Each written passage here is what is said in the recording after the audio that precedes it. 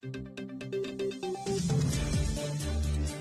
gobierno presentó la reforma integral al sistema de salud, la que busca modernizar el Fondo Nacional de Salud, FONASA, también como el sistema privado de las ISAPRES. Claro, mejores coberturas, eliminar la preexistencia, son algunos de los pilares dentro de esta propuesta, la que queremos analizar a esta hora junto al director del Instituto de Salud Pública de la Universidad, Andrés Bello, ex subintendente de ISAPRES, doctor Héctor Sánchez. Gracias por acompañarnos, muy buenos días.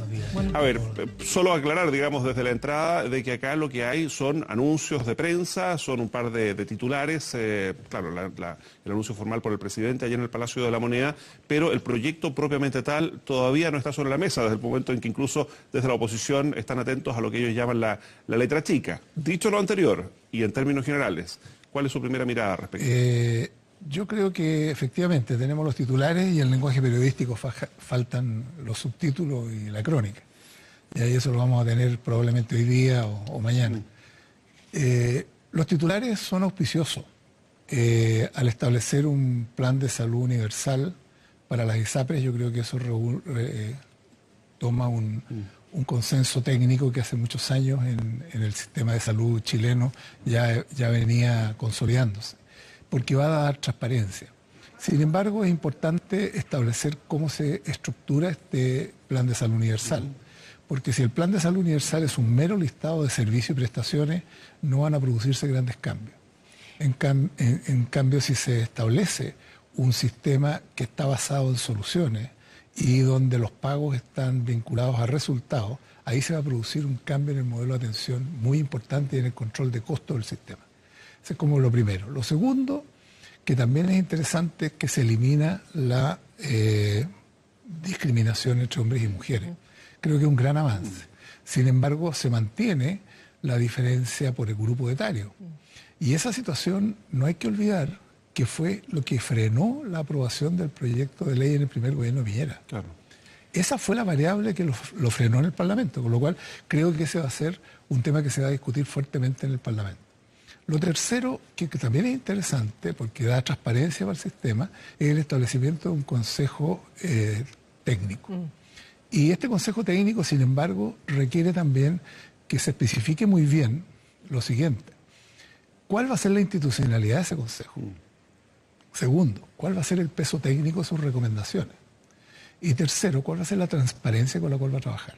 Pero doctor, justamente en ese punto, el hecho de que pudiese tener ese peso y que pudiese llevar a que haya mayor transparencia, a que haya un mayor, tal vez, información para la ciudadanía, pero si no tiene ningún rol de obligatoriedad, si no puede imponerse frente a las ISAPRES, ¿sirve de algo? Ese es el punto. O sea, las ISAPRES no tienen nada que ver en este cuento. Okay. Aquí el Consejo Técnico lo que va a hacer es que le va a recomendar al Ministerio de Salud y al Ministerio de Hacienda. Ya. Y ellos son los que van Pero va a fijar el monto de las prestaciones, y ellos van a, ¿verdad? Claro, y ellos son los que van a definir la modernización del plan de salud y son los que van a definir, ¿no es cierto?, los aumentos de los precios, los aumentos de los costos, no de los precios. Los precios los fijan las ISAPRES. Ya. Por lo tanto, desde esa perspectiva, si el Ministerio de Hacienda y el Ministerio de Salud le hacen caso a este Consejo Técnico, o dicho de otra forma, si sus recomendaciones son vinculantes, ya ahí tenemos un consejo técnico de peso. Porque si no, nos va a pasar lo que pasa hoy día con el GES. Hay un consejo del auge hoy día que regula el GES y que nadie le hace caso. Nadie sabe que existe, nadie sabe cómo se eligen sus miembros, nadie sabe cómo trabajan, ni nadie sabe el destino de sus recomendaciones. Entonces, es letra muerta. Ese es como un elemento que también creo que va a haber que afinarlo, ojalá venga más explícito en el proyecto propiamente tal. Ahora, perdón, sobre esta base, y insistimos en el entendido de que todavía no está el detalle del proyecto. Aquí yo, en una primera parte, he escuchado dos miradas. Uno que dice que es bueno que se elimine la incertidumbre, que por lo menos ya va a haber un proyecto sobre el cual conversar después de meses, digamos, en que este asunto se había dejado pendiente. Pero hay otros que insisten en que tal como ocurre, por ejemplo, con el tema de las pensiones, en que en vez de preocuparnos en cómo mejorar las pensiones, estamos preocupándonos de cómo mejorar el sistema de AFP, acá no hay certeza respecto de cómo mejorar la salud de la población y mejorar la atención de salud de la población, y se están preocupando de las herramientas, de los instrumentos, como son las ISAPRES y FONASA. Por eso que yo hacía tanto hincapié en cómo se estructura el plan de salud universal. El plan de salud universal puede ser el eje transformador del sistema de salud chileno. Un plan de salud, perdón, que sea como dice la palabra universal, igual para usuarios de FONASA para y ISAPRE. usuarios de FONASA y ISAPRE. Y si no es posible en el primer momento, se tiene que ir avanzando a que en un futuro próximo, 2, 3, 4, 5 años, tengamos un solo plan universal en el país. Pero segundo... Perdón, que ese es un modelo que hoy día está operando en otras partes del mundo, porque mirándolo en una perspectiva de más largo plazo, el sistema de protección de salud tal como opera hoy día en Chile, ¿existe en alguna otra parte del mundo?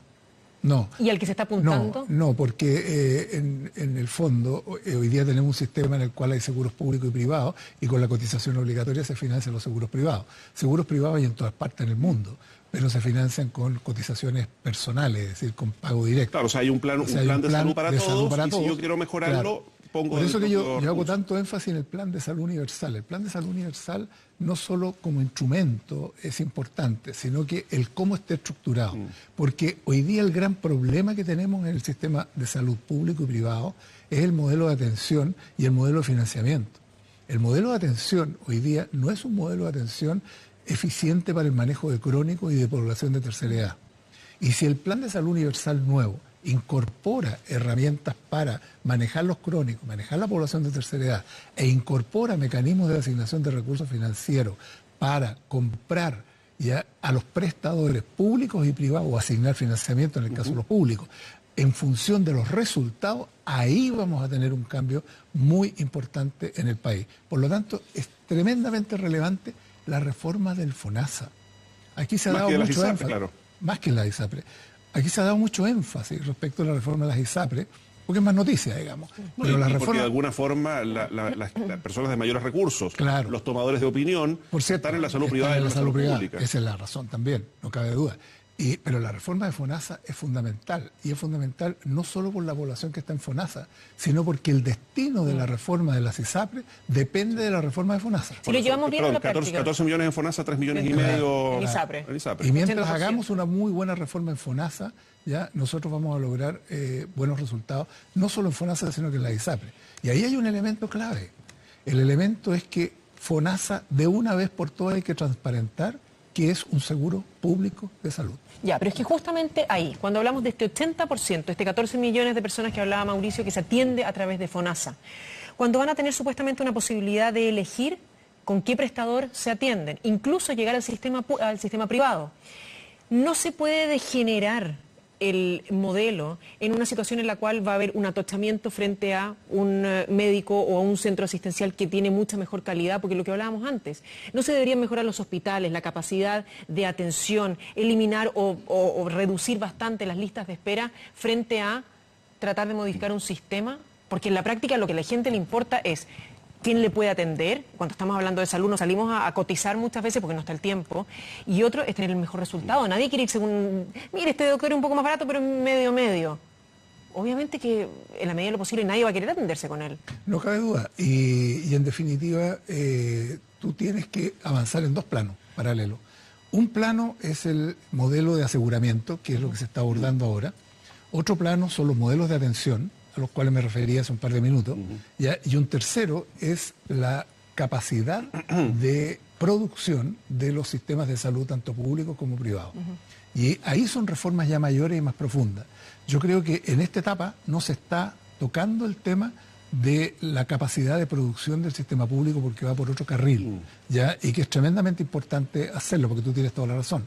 Pero sin embargo tú puedes contribuir en forma importante si es que estableces modelos de atención al sector público y al sector privado, ¿ya? De tal manera que sea en forma progresiva en función de complejidad y donde los niveles de complejidad realmente operen y estén articulados. En el sistema público, la articulación del primer nivel y del segundo nivel de complejidad y hospitalario, de alta complejidad, es tremendamente importante. Por lo tanto, es muy relevante el que el modelo de atención en el sistema público funcione. Y es muy importante que en el sistema privado también se instale este modelo. Porque en el sistema privado tenemos un modelo de elección de especialistas con pago por acto médico. Y los dos ya se abandonaron en el mundo entero. Y se abandonaron porque son los dos muy inflacionarios y son poco eficientes. Con lo cual es importante también avanzar, en el caso del sector privado, al manejo de modelos de atención con redes de servicios de salud, ¿ya? Y con modelos de financiamiento que estimulen a los prestadores no a producir más, sino que a producir mejor y lo que corresponde pasa un problema en particular. Esos son los cambios que van por el lado, que en definitiva van a tener que producirse. Yo creo que es peligroso cuando uno le trata de asignar al financiamiento toda la responsabilidad del cambio del sistema de salud en su conjunto. Y cuando se habla de la reforma del financiamiento de la ISAPRE y del FONASA, uno tiende a pensar, aquí se le resolvieron todos los problemas. Eso no es cierto. Porque en el caso del sector salud público, indudablemente hace falta infraestructura, sí hace falta infraestructura, pero fundamentalmente hace falta que cambien los modelos de gestión, ya que cambien los modelos de atención y aumente la eficiencia. Sí, en esa misma dirección, doctor, cuando se habla de esta reforma integral al sistema de salud, algunos echaron de menos, y echamos de menos, diría yo, alguna mención más de fondo respecto del tema de los medicamentos. Hay quienes sostienen que esto sería parte de otra ley, la ley de fármacos 2, en fin, pero cuando se habla, insisto, de reformar integralmente el sistema de salud, ¿qué pasa particularmente con el acceso y el valor de los medicamentos? A ver, yo voy a hacer una analogía. La reforma de las ISAPRES que viene hoy día, si esta reforma hubiera venido hace 4 o 5 años atrás, la población estaría mucho más feliz que hoy día. Porque ha pasado mucho tiempo desde cuando se debió haber hecho. Con los fármacos va a pasar lo mismo. Yo creo que estamos yendo detrás de lo que la gente necesita. No de lo que la gente quiere solamente, de lo que la gente necesita. El gasto en medicamentos hoy día es la principal variable de incremento de costo del sistema de salud chileno en su conjunto. Con lo cual, no basta con que el FONASA negocie precios. Yo lo que creo es que el FONASA debiera haber iniciado en esta reforma legal una cobertura en medicamentos, aunque hubiera sido del 10 o el 15%, pero que se hubiera comprometido, ¿no es cierto?, con incorporar financiamiento. Lo mismo que la ISAPRE. Ya estoy hablando del medicamento ambulatorio, no estoy hablando del medicamento hospitalario que siempre ha estado incorporado, sino que el medicamento ambulatorio lo tienen que incorporar.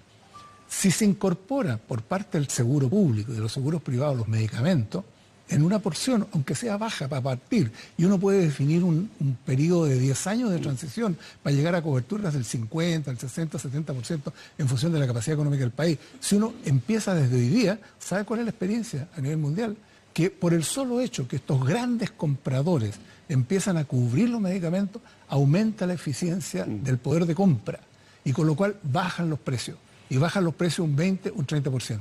Sin ir más lejos, la experiencia que tienen hoy día los seguros privados complementarios que cubren medicamentos logran, por el solo hecho de canalizar grandes poblaciones a determinadas cadenas farmacéuticas, logran un 30% de descuento adicional que el resto no tiene. No, es cosa de ver las utilidades también de los laboratorios y de la farmacia. Exactamente. Este modelo se centra en una medicina mucho más preventiva que reactiva respecto de lo que tenemos hoy día.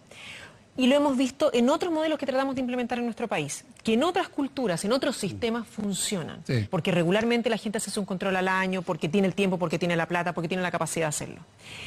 ¿Puede transmitirse este modelo o trasladarse este modelo al nuestro y que funcione también? Sí, sí se puede, porque hemos visto transiciones de sistemas de salud que eran absolutamente reactivos. El sistema español, por ejemplo, que era muy medicalizado y que se fue transformando en un sistema muy preventivo, o sea, y que hoy día funciona perfectamente. O sea, se puede hacer una transición. Lo que importa es cuáles son los incentivos que están puestos, tanto para los aseguradores como para las personas, de tal manera que las personas no sobreutilicen los recursos, sino que utilicen realmente lo que necesitan y cuánto se necesita. Y segundo, que los programas de manejo de crónico y que los programas de manejo de población de tercera edad sean programas eficientes, ¿ya? Y eficaces, que no se les escape. El gran problema que tienen hoy día los programas de manejo crónico en este país es que la deserción es muy alta, sí. ¿Ya? Las coberturas son muy bajas. Entonces, lo que se necesita es básicamente desarrollar programas que sean muy inteligentes, pero segundo, con mucha tecnología. Los crónicos en países desarrollados ya no se manejan en los consultorios. Los crónicos se manejan en su casa.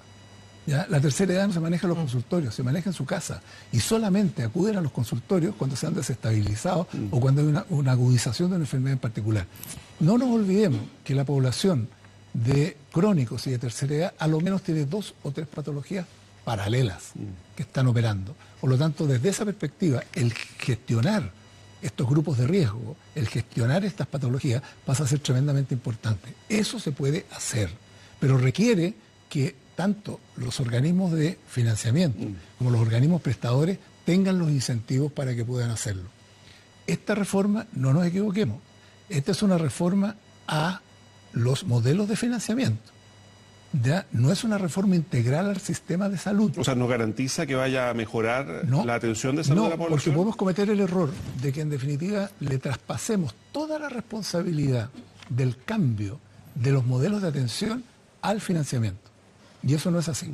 En otros países se requieren otros cambios que hay que hacer a nivel de los sistemas para que se puedan producir cambios. Es que sabe lo que pasa, esto lo junto con las declaraciones ayer, conocidos ya los titulares, digamos, de esta reforma, al presidente de la Asociación de ISAPRES, quien planteaba, entre otras cosas, que esto tampoco garantiza que vayan a bajar los planes de salud. Yo creo que... Entonces, si no garantiza mejor atención y tampoco garantiza que van a bajar los planes, ¿qué sentido tiene hacer esta reforma? Yo creo que, esa es una declaración desgraciada a mi juicio, ¿ya? Poco afortunada.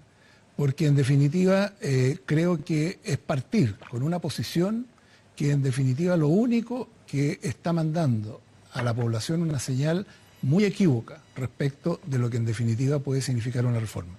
Yo creo que si esta reforma se implementa bien, y aquí hay otro elemento que no está considerado, que es la transición, ¿ya? Si se implementa bien, el plan de salud universal se implementa correctamente, tiene los incentivos para que los costos bajen. ¿Ya? Por lo tanto, perfectamente podrían haber presión a la baja de los precios. Y eso va a depender también de la inteligencia con la cual la industria se maneje. La industria hoy día está acostumbrada a constatar que le aumentaron los costos, no a gestionar los costos. A constatar, me aumentaron los costos. Como me aumentaron los costos, los traslado a precio. ¿Ya? Y si siguen con esa mentalidad, ya están absolutamente equivocados. Cuando escuchábamos ayer al presidente hacer las declaraciones, hablaba de que, y lo he escuchado también de nuevo en declaraciones durante la jornada de ayer en la tarde y hoy en la mañana, mayor tecnología habla, como la medicina necesita mayor tecnología, también suben algunos precios. No debería ser todo lo contrario. Cuando usted hablaba de los adultos mayores, los enfermos crónicos que se manejan en su casa, mayor tecnología debería traducirse en mayor eficiencia, y esa mayor eficiencia, eventualmente, tal vez no en el corto plazo, pero sí en el largo, debería traducirse en menores costos. Es que la lógica con la cual, la lógica que hay detrás de estas declaraciones es el actual modelo de libre elección de especialistas y de pago por acto médico. Eso genera mayor tecnología, mayor uso de tecnología, a veces tecnología que no corresponde utilizarla, porque no es costo efectiva para un problema en particular, mayor uso de recursos que muchas veces no se requieren, ¿ya? Y que en definitiva se hacen porque como un tercero es el que paga la cuenta, ya al final se produce una explosión de costos. Pero cuando estamos frente, por eso que yo decía, vuelvo al punto, la herramienta central de esta reforma no es el financiamiento. La herramienta central de esta reforma es el plan de salud universal. ¿Y ahí quién debería regularizar eso? Porque uno va al doctor y le dice, sabe que tiene que hacerse una radiografía, después de eso tiene que hacerse un escáner, después de eso tiene que hacer una resonancia magnética, después se lo vuelven a repetir. Si tú trasladas el peso de la prueba al prestador, cambia totalmente la lógica. Mira, si tú le pagas a un prestador no por las prestaciones que te entrega, sino por el resultado en tu salud, el comportamiento del prestador es absolutamente distinto. Fíjate que a mí me toca llevar a alumnos todos los años a Europa, a ver cómo funcionan los sistemas de salud en esos países. Y me ha parecido súper interesante, una experiencia muy puntual. A nivel de los hospitales, a los hospitales se les paga per cápita en España. Hospitales privados, se les paga per cápita. Con lo cual ellos son responsables de toda la población, pero ellos no manejan la puerta de entrada. La puerta de entrada la manejan los consultorios, que no dependen de los hospitales. ¿Sabes lo que están haciendo los hospitales? Se están yendo y hacen convenio con los consultorios, capacitan a los médicos, los llevan al hospital, llevan médicos del hospital a los consultorios para que en definitiva se articulen y se derive lo que realmente se necesita. ¿Por qué? Porque el hospital le pagan un per cápita. Si gasta más, pierde. Y si gasta menos, ya gana. Esa es la lógica con la cual funciona. Y esa misma lógica, doctor, perdón, mencionaba hace un rato que un sistema de salud como el que se pretende reformar en Chile hoy día ya no existe en el mundo. No. Viendo lo que está ocurriendo en otras naciones que van más adelante que la nuestra, ¿habría algún modelo a imitar? A imitar así completamente es muy difícil, porque los sistemas de salud están muy relacionados con las características de los países, de las culturas y de la historia. Ya, nosotros tenemos una historia ya de hace varias decenas de años de un sistema privado muy autónomo, digamos, por lo cual es muy difícil imaginarse que uno va a llegar a cambiarlo de la noche a la mañana. Pero sin embargo, uno puede marcar ciertos lineamientos que pueden conducir hacia una lógica como la que hoy día funciona en el mundo. Primero, creo que tanto las ISAPRES como el FONASA tienen que organizarse y estructurarse bajo la lógica de la seguridad social. Con lo cual deberíamos tener actores públicos y privados regidos por principios de la seguridad social, sin selección al ingreso, contrato a largo plazo, libre movilidad, plan garantizado, prima sin discriminar por sexo y edad, etc. Hay una primera. La segunda es también el marco teórico que proponen los organismos internacionales, que si esto ya está estudiado en el mundo entero, donde hay que establecer modelos de atención estructurados, donde la gente no demande en forma libre y los seguros tengan que pagar todo. Si lo quiere hacer y lo paga de su bolsillo, cero problema, pero no con cargo al seguro. De tal manera que con cargo al seguro las personas se van a atender en el nivel que corresponde dependiendo de la patología. Y aquí hay otra experiencia que también uno observa. En sistemas europeos uno observa que cuando llegan personas a los servicios de urgencia, que es un tremendo problema, hoy día más del 60% de la demanda de los servicios de urgencia no son urgencias. En Europa, ¿sabe lo que hacen? A ese porcentaje de población que después de un triage ya definen que no son urgencias, no los atienden. Y les dicen, vaya a atenderse con su médico de familia. Y me ha tocado ver, como en España son porfiados los españoles, ya le dicen, no, es que no me muevo, no importa, quédese sentado, no hay problema, ahí se queda. Y pueden estar 2, 3, 4 horas. Y después los mandan de nuevo a su médico de familia. A la segunda, esa persona aprendió. Doctor, cuando hablamos, y muy cortito, pues ya se nos va el tiempo, pero lo hablábamos fuera de pantalla y me gustaría poder compartirlo con la audiencia también. Hablábamos de por qué esto sería un buen negocio para las ISAPRES. En definitiva, hay un costo máximo que se debería pagar, supuestamente con el nuevo sistema que están proponiendo, en el cual no debería superar el 40% del ingreso familiar anual. Ese es el costo supuestamente tope que se debería pagar en una familia. Este 40% se divide entre los miembros de la familia y eso es el máximo. Si uno se tiene que operar o lo que sea en un año, paga hasta ahí y de ahí en adelante sigue todo la ISAPRE pagándolo. ¿Es un buen negocio? Es un buen negocio. ¿No va a llevar a que se disminuya la cantidad de ISAPRES, la competencia, por ejemplo? Es un buen negocio solo si las ISAPRES cambian la lógica con la cual gestionan su negocio. Si las ISAPRES cambian la lógica de una empresa que hoy día funciona sobre la base de la libre elección y pago por acto médico, están reventadas, van a desaparecer. Pero sin embargo, si hay ISAPRES que empiezan a trabajar sobre la base de la gestión del riesgo, se empiezan a trabajar sobre la base de la gestión de grupos de población, grupos de crónicos, si empiezan a comprar en forma inteligente, por ejemplo, una ISAPRE o incluso un grupo de ISAPRE tiene una población grande de hipertensos, licitan los hipertensos a redes de prestadores que en definitiva, ¿no es cierto?, están disponibles para atenderlos de la manera más costo efectiva, ahí estos seguros ganan plata. Incluso más aún, hay países en el mundo donde hay programas especiales para la tercera edad y ganan plata y les va bien, porque lo hacen ya resolviendo el problema de las personas y resolviéndolo a menor costo. Si cambia la lógica de funcionamiento del sistema privado, yo creo que hay ISAPRES que les va a poder ir bien. Afortunadamente, ya hay operadores internacionales en este país que han llegado y que conocen de lo que estamos conversando en este minuto. Ya hay operadores de Estados Unidos, operadores de Europa, que saben de lo que estamos conversando en este minuto, ¿ya? Y lo han probado y saben que funciona. Manejar a un hipertenso estabilizado es infinitamente más rentable que no manejarlo. Lo mismo con un diabético, ¿ya? Lo mismo con población de tercera edad. Ya hay formas de hacerlo. Héctor Sánchez, muchísimas gracias por habernos acompañado. Gracias a ustedes. Gracias por estar con nosotros. Muy buenos días. Ahora. Bueno, y nos vamos a una muy buena noticia en el mundo del tenis.